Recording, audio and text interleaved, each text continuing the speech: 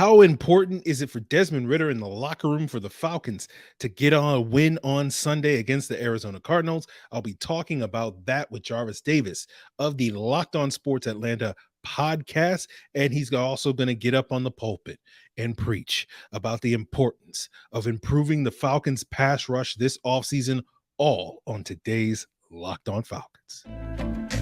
You are Locked On Falcons, your daily Atlanta Falcons podcast. Part of the Locked On Podcast Network, your team every day.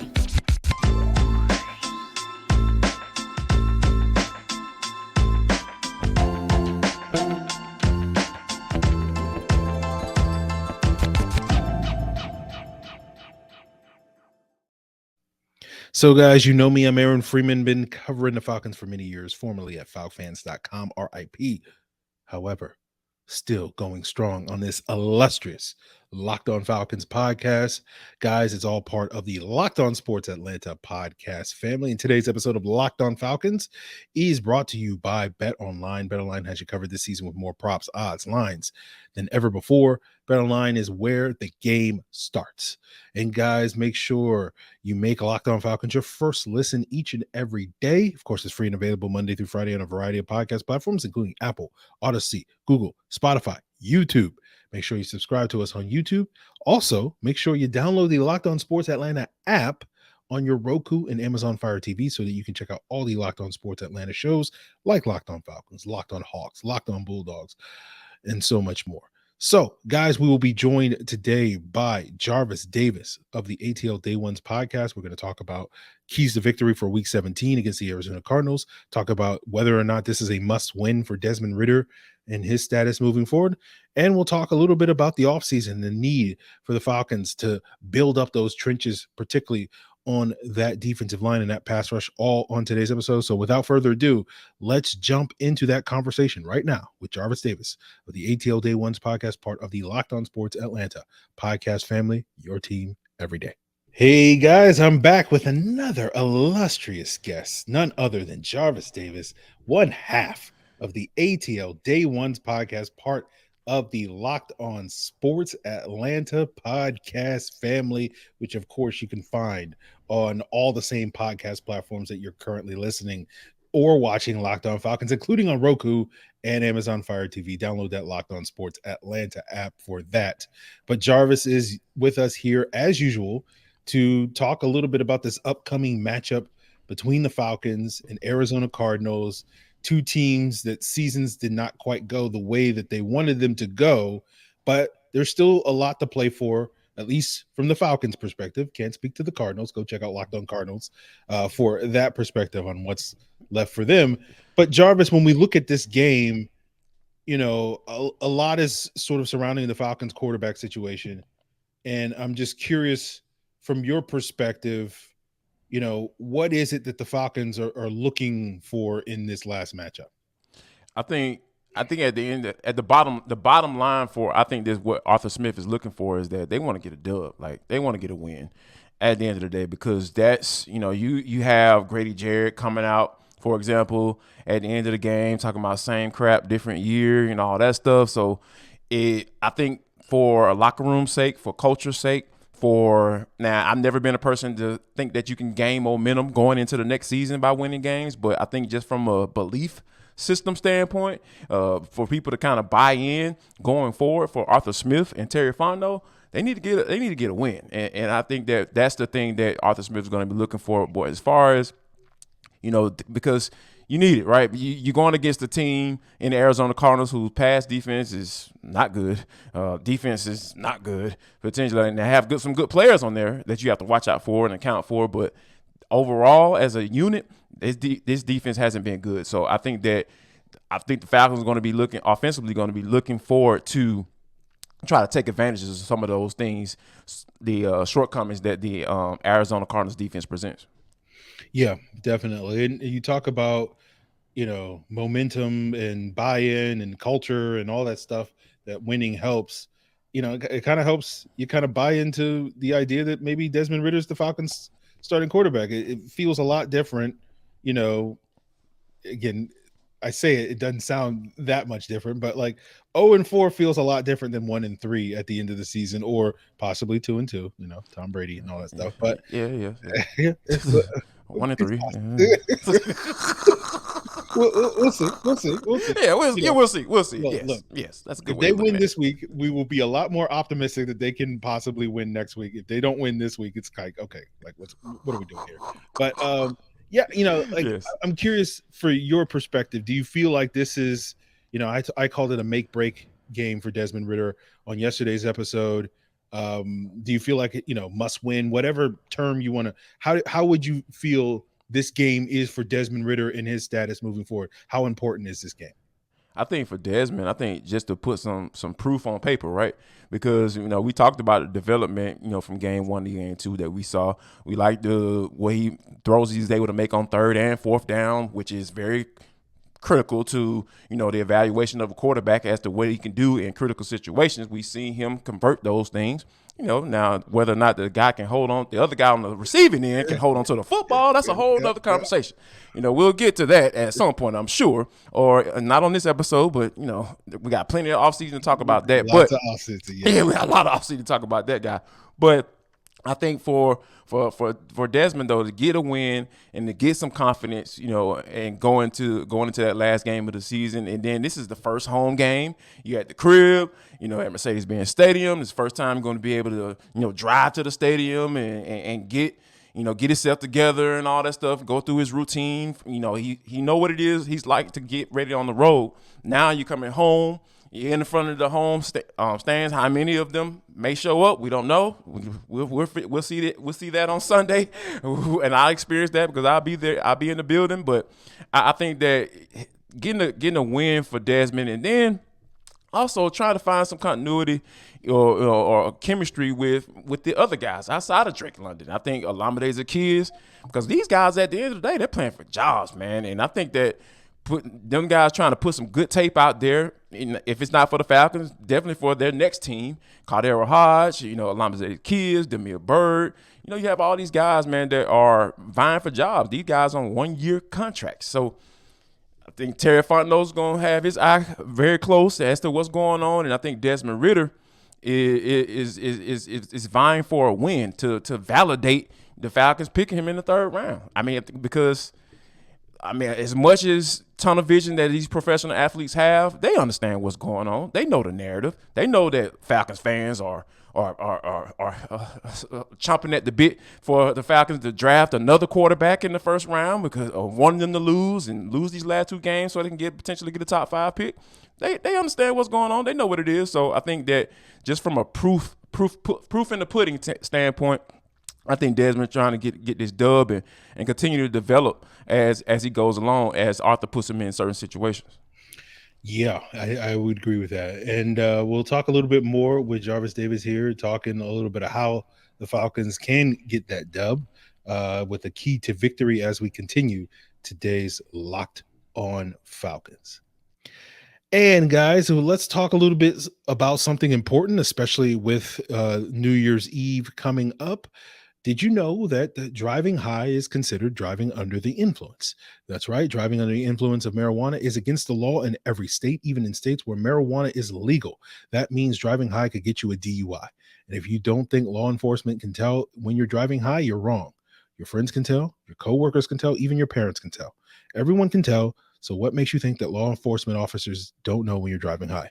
Driving under the influence of marijuana can slow your response time and change how you perceive time and speed. So even if you think you're fine to drive when you're high, you're not. Because the bottom line is, if you feel different, you drive different. And driving high is driving under the influence. So remember, drive high, get a DUI, paid for by NHTSA. So guys, continuing here with Jarvis Davis of the ATL Day Ones podcast, part of the Locked On Sports Atlanta podcast family. Let's talk a little bit about the Falcons' keys to victory, right? What to you is sort of the thing that this team needs to do in order to walk away with a win come Sunday against the Arizona Cardinals? Don't start the game off weird. Like the past 2 games, you know, we talked about it on the postcast for the past 2 weeks. Like, what is Arthur Smith doing? Like, get the rock to the man who doggone has been on a hot streak as of late. See if he can break a rookie rushing record or something like that. You know, William Andrews has held on to that doggone record for long enough. Get Tyler Algier to football, man. Like, I know I've been saying that, you've been saying, we've talked about that. And as far as getting the rock to the person who needs to get the ball, I understand Cordell Patterson is a guy that people like for Arthur Smith to get the football to, but like we talking about, you know, making decisions for the future and the short term, long term. I think in the short term and long term, Tyler Algier is that guy, right? You know what I'm saying? So, and no offense to Cordell Patterson, I love me some CP84, but hey, man, Tyler Algier is that dude, and I think that he is the perfect guy to run behind this offensive line, and I think they need to get the ball to him early and often. Yeah, I think we'll see if we wait till the 7th play to get Algier the rock, you know. What a third or fourth series before he touches the football. Like, come on, man, what are we doing here? Yeah. I think that needs to change, right? You know, if you don't do it on the first play, you got to do it on the second play, and if you don't do it on the first play, it better be a play action fake to Tyler Algier. Right. Or something like you throw it. Yeah. Or they're going to run the football to 20. They're going to give it to 25. Oh, going up top. Oh, Drake London. Demian Bird, somebody. Like, we better be talking about some or something, man. Yeah. If you don't give it to him. I really think he needs to be heavily involved in the first couple of plays coming out of this. And, you know, I think if the Falcons can get off to a better start, like, because that's kind of the thing these last 2 weeks on the road against some tough defenses, you get off to these slow starts offensively, and by the time, you know, the offense is starting to warm up, you're down 14-0, right? You know, against the Saints, that happened like two series into the game. It took 2 whole quarters for basically Baltimore to get 14-0, but you got to rev that engine a little bit earlier, and I agree with you. The earlier you can get Tyler Algier involved, the earlier you can establish the run, all those sorts of things, I think the better this team is going to be. And hopefully at home, you can get that fast start. You're going up against an Arizona team that isn't necessarily known for starting fast this year. I think they're dead last in the NFL in first quarter points this year. I want to say also like the Falcons were like, there's a qualifier there. Like, I can't remember if it was like on the road or at the home, but like it was like Arizona's 32 in first quarter points. The Falcons were 31 in first quarter points. So I can't remember exactly what the qualifier was, but like we need to kind of reverse that trend. And, you know, I'm hoping that's a good start, man. Yeah. I'm hoping that even if the Falcons do get off to another slow start, this is the week it won't burn them because they're facing Arizona, and hopefully you're not seeing them fall into a 14-0 hole to Colt McCoy and this Arizona Cardinals team. And so therefore, once that engine starts to rev, hopefully with Tyler Algier, hopefully with Desmond Ridder, Drake London, Olamide Zaccheaus, you know, throw in Kadero Hodge. They got Jared Bernhardt coming back, you know, feel the burn, all that stuff. Feel the burn, baby. It's coming. They need all to end up like Bernie Sanders and his candidacy. Oh, wait a minute. That politics? My bad. Sorry. Watch out now. Watch out.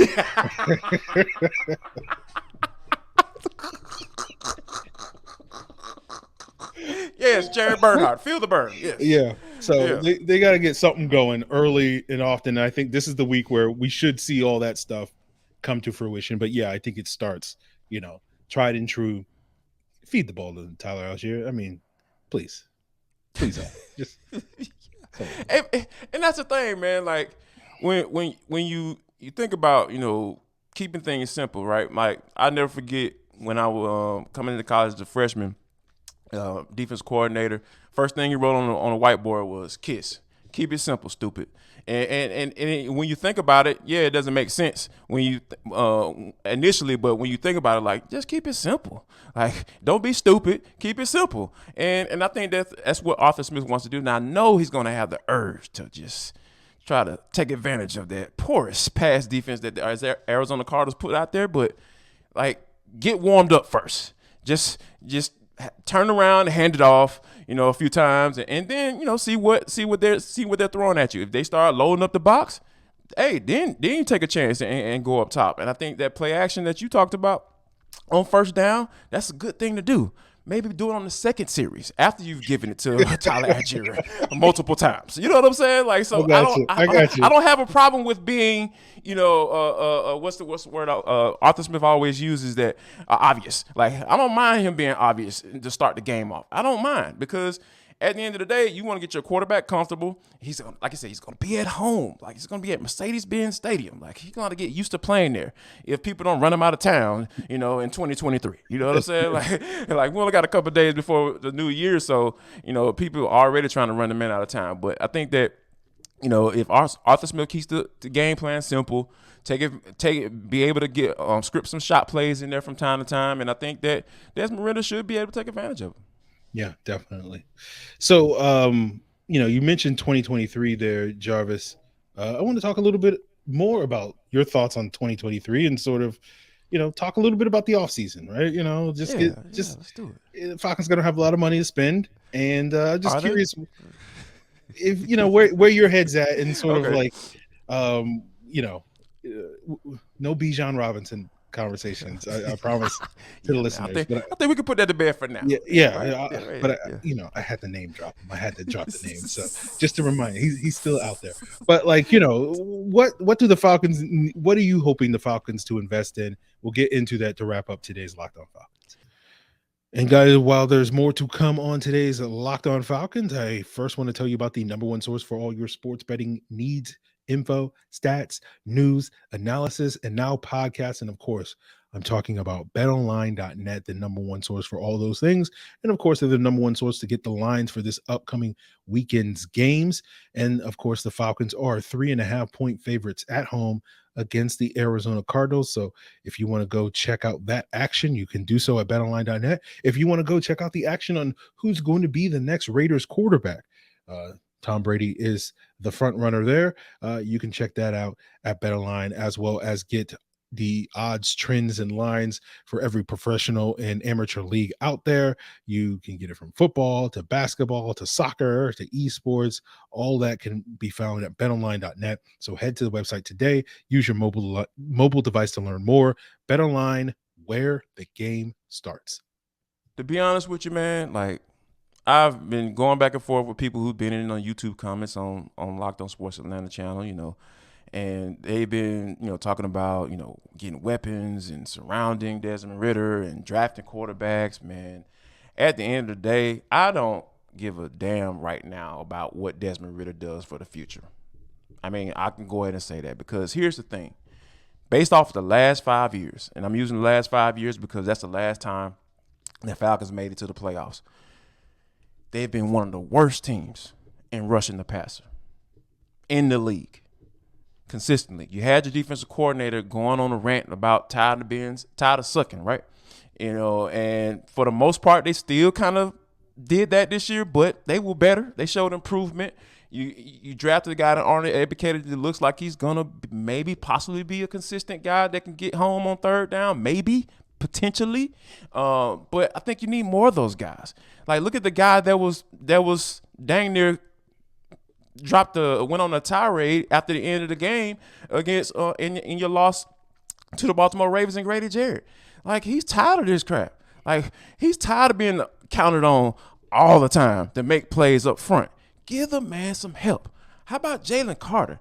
Put some value on defensive linemen, edge guys who can get home. You're always talking about best player available and all this crap, right? Unicorns and basketball players and all that. What has that gotten you?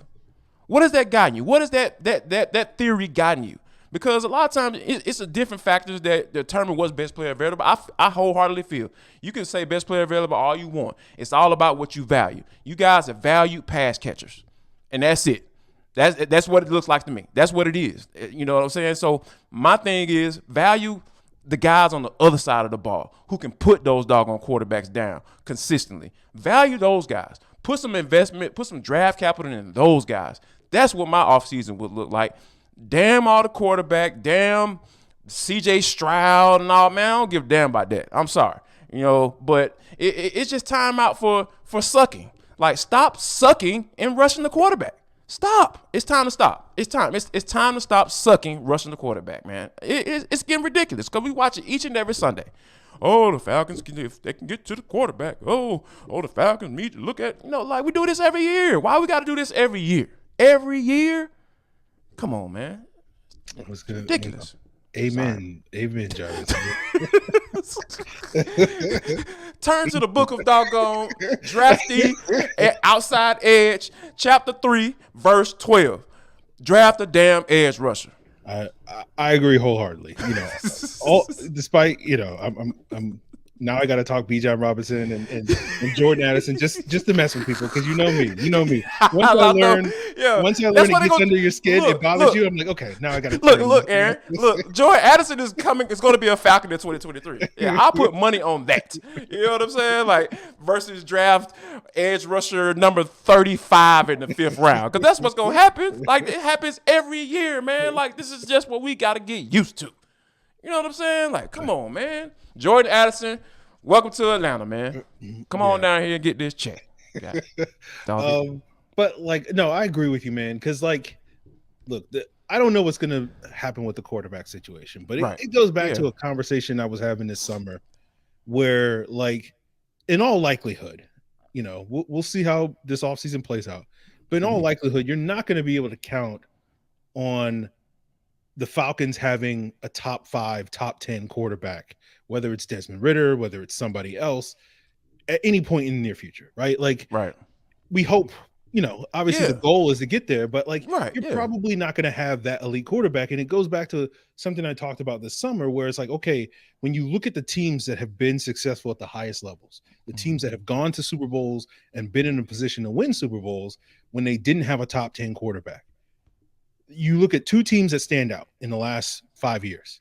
There's 2017 Eagles, 2019 49ers. Come on. And then you sort of look at those 2 teams and you go, what did those 2 teams have that made them special?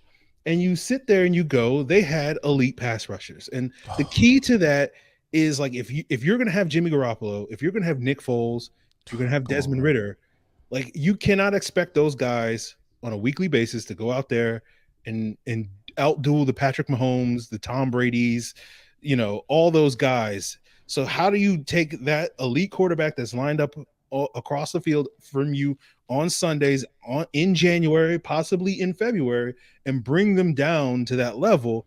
You have to pressure the quarterback. And so despite all the trash talk, trolling, whatever you want to call it, with me talking about, the Falcons, they do need help at the skill positions, but it is 100% not a priority.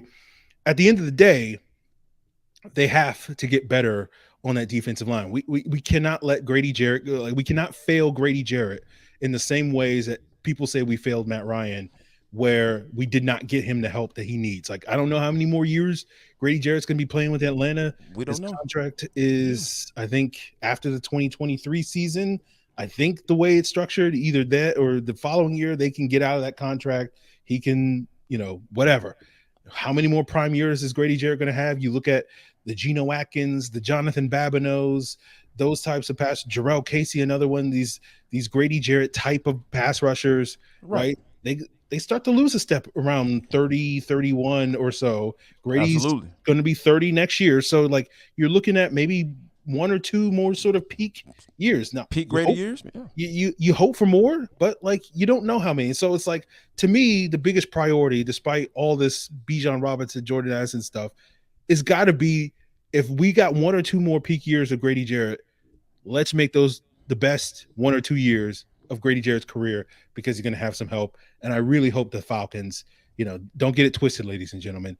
I really do expect and hope the Falcons will invest heavily into doing that come March and hopefully come April if the right players are there. I don't. I'm sorry. Like, I'm jaded. I'm so jaded. Like, I'm so jaded because, I mean, let me say this. I wholeheartedly agree with what you just said, but except for that last part, I don't think they're going to do it because I don't think they value it. They don't value it enough. They don't value it enough. And I think that when you look at, where they are, right, they go try to find those, off the street guys. I mean, I get that for not necessarily to be starters, like Abdul Anderson of the world, Anthony Rushes. Yeah, I said it, Anthony. Like, yeah, it's me. I'm talking now. Like, this is not Aaron. This is me. You know, so if you want to come for your boy, I'm on Twitter at Jarvis D90. It's right there, dog. It's right there, man. You know what I'm saying? Like, no offense, but, you know, like, you're not a high caliber player. Like, you know what I'm saying? Like, you have some good qualities, don't get me wrong, which you deserve to be in the NFL, but that's not what I'm looking for. I'm looking for above average to elite guys, like, that have played at a high level in the college world and have the certain qualities or the exact qualities that transition or transfer to the NFL, so you can be a productive NFL player as well. The Falcons have not done that. They have not done that. Abdul Anderson, I'm hard. We talked about it on ATL Day once a day. Like, all right, man, bye-bye. Y'all don't have to worry about re-signing him. You know, you need to go out and go get guys. And also, Terry, like, you a pro personnel scout, right, for the Saints? Yeah. I need you to exercise those qualities as well and bring in some quality guys, not necessarily guys that you have to have, because you did a decent job of bringing in bodies. Bring in guys that can be productive as well. Now, I'm not saying go make it rain in free agency. That's definitely not what I'm saying. But I think you are going to have funds to go out and go get guys who can be serviceable to you, you know, in free agency, from a rotational standpoint, and you're gonna have a draft capital to be able to invest in guys that can get home and cause quarterback havoc. Because, like you said, like you mentioned, like, those guys even the playing field. As elite as Patrick Mahomes and, you know, Lamar Jackson and Joe Burrow and all these guys are, and changing the way games are being played or defended, right? You know, the simplest way, and when you don't have to go into the coverages and the skies and stuff and all that stuff, it's a dude that just can put his hand in the dirt, and when it's third and long, he can beat the man in front of him and put the quarterback on the ground. That is the simplest way to do it. And, you know, you have organizations that find those guys consistently. It just boggles my mind that the Pittsburgh Steelers are able to find edge rushers each and every year, man. Like, and you know why, Aaron? Because they value edge rushers, and they're able to find guys from the first through the damn sixth. First through the undrafted. They found an undrafted free agent out of Kent State, and James Harrison, and said, you know what? Let's go bring this guy in. And guess what? Oh, yeah, defensive MVP, one of the best pass rushers ever to put on the black and gold uniform. And that says a lot, because you know why? I go back to what I just mentioned. Them mofos know how to draft guys to sack the quarterback. And you know what? It's time for the Falcons to start doing the same damn thing. Because, like I said, that's the easiest way. If you want to level the playing field, if you don't feel like Desmond Ridder is that guy and an elite guy, go ahead and get somebody that can doggone put him on the ground. I agree with you, Jarvis. So we'll see. All right. Now pass me doggone offering plate, dog. Y'all super subscribers with super subs. I know you got those super subs, man. You know people love you on YouTube, man. You know what I'm saying? Like, go ahead and drop a boy a couple coins. You know what I'm saying? Like, we got him preaching, man. It ain't even Sunday yet. Appreciate that.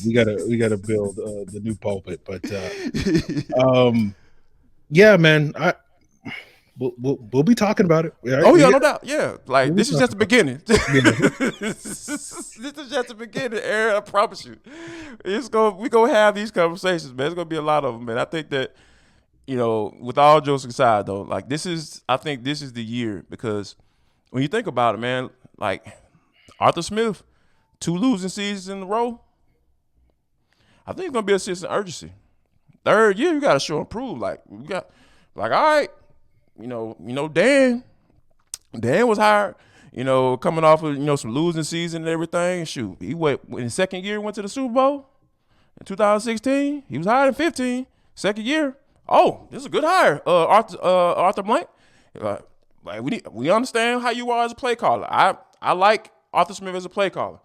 Now it's time to get some results, man. Like, and I think this offseason is going to really prove. It ain't no more excuses about dead cap money. I think it's going to be a sense of urgency in this front office in 2023, for sure. Definitely. We'll see. Jarvis, my friend, I appreciate you joining us and preaching. I'm sure to the choir. My bad, dog. No, it's fine, Hey, man. going to church mode. Look, I needed to have you come on and say these things because people have given me a lot of flack for not saying these things and I just sort of assumed that, like, oh yeah, everybody knows like the Falcons need to upgrade their pass rush. You don't need me to come They on want the podcast. Bryce Young and CJ Stroud. They want to get cute. Like, man, getting cute, man. Trying to win some games, dog. Y'all don't want to win?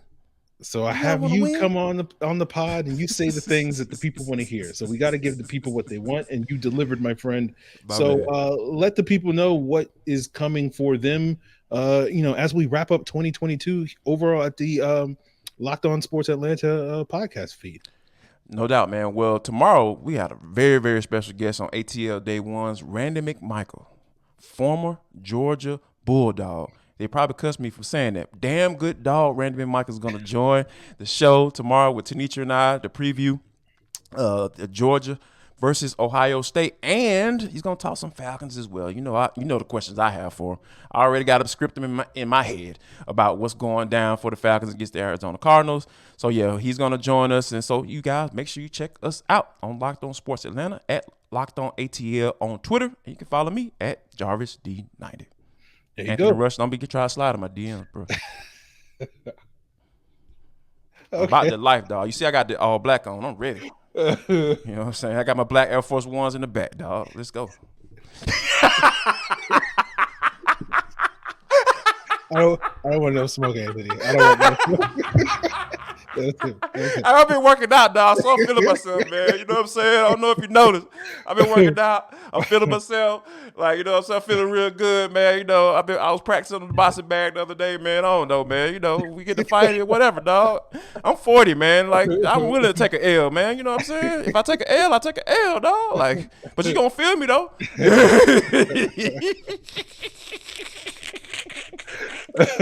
All right, guys, that's gonna do it for us here. I hope you guys have a great weekend. Happy New Year. Be safe out there. Yes, all that and more.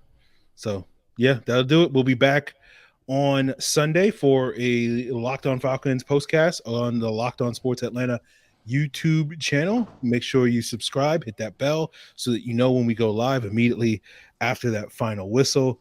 And we'll break down this Arizona Cardinals, Atlanta Falcons win. We'll see on Sunday. So, guys, really appreciate it. Hope you have a great weekend. Till then.